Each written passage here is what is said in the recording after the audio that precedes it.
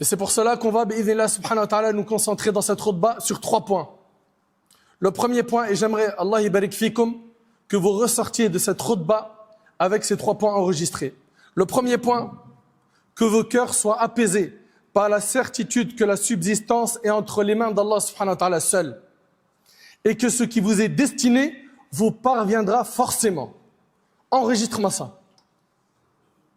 Ta subsistance, elle est entre les mains d'Allah. Ce qu'Allah t'a destiné te parviendra forcément. Rien n'en sera perdu, pas même le plus petit montant. Et rien ne sera retardé, pas même d'un instant. Nos ancêtres ont-ils vécu sans subsistance? La réponse est non. Nos parents ont-ils vécu sans subsistance? La réponse est non. Et nous aussi. Et nous aussi, ainsi que ceux dont nous avons la charge, nous ne vivons que grâce à une subsistance qu'Allah subhanahu wa ta'ala seul accorde. Allah subhanahu wa ta'ala dit pour rassurer et apaiser nos cœurs, وَمَا مِن دَابَّةٍ فِي الْأَرْضِ إِلَّا عَلَى اللَّهِ رِزْقُهَا. Il n'y a pas une créature sur terre dont la subsistance n'incombe à Allah.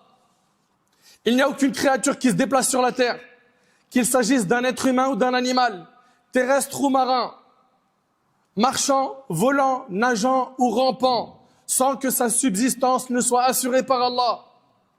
Notre subsistance ne dépend ni de l'Orient ni de l'Occident, ni d'un dirigeant ni d'un commerçant, ni d'un homme généreux, ni d'un clan, ni d'une entreprise, ni d'une institution, ni même d'un parent ou d'un enfant. Notre subsistance dépend d'Allah. Et Allah nous ordonne à chercher notre subsistance auprès de lui seul. Allah Ta'ala nous dit فَابْتَغُوا عِنْدَ اللَّهِ الرِّزْقَ وَاعْبُدُوهُ وَاعْبُدُوهُ وَاشْكُرُوا لَهُ إِلَيْهِ تُرْجَعُونَ. Recherchez votre subsistance uniquement auprès d'Allah. Adorez-le et soyez reconnaissants envers lui, car c'est vers lui seul que vous serez ramenés. Allah Ta'ala nous dit également الَّذِي خَلَقَكُمْ ثُمَّ رَزَقَكُمْ ثُمَّ يُمِيتُكُمْ ثُمَّ يُحْيِيكُمْ. C'est Allah seul qui vous a créé et accordé votre subsistance. Ensuite, il vous fera mourir, puis vous redonnera vie. Alors que les cœurs s'apaisent, que les cœurs se tranquillisent, ta subsistance est entre les mains d'Allah. Il n'existe aucune créature sur terre sans qu'Allah ne prenne en charge sa subsistance, sa nourriture et tout ce dont elle a besoin pour vivre. Mes chers frères, mes chères sœurs, se rappeler de cette réalité, y revenir régulièrement, y réfléchir encore et encore, dans l'aisance comme dans la difficulté, dans la richesse comme dans la pauvreté, permet de détacher le cœur des créatures en matière de subsistance. Permet de détacher le cœur des créatures en matière de subsistance.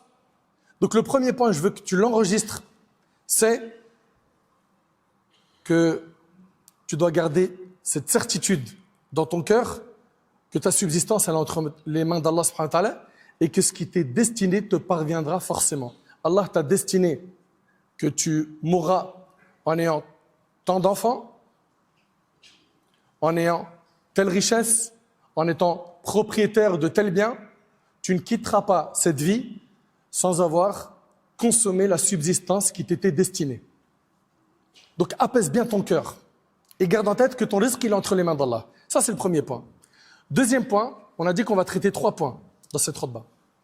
Deuxième point, que vos cœurs soient satisfaits de ce qu'Allah vous a accordé comme subsistance.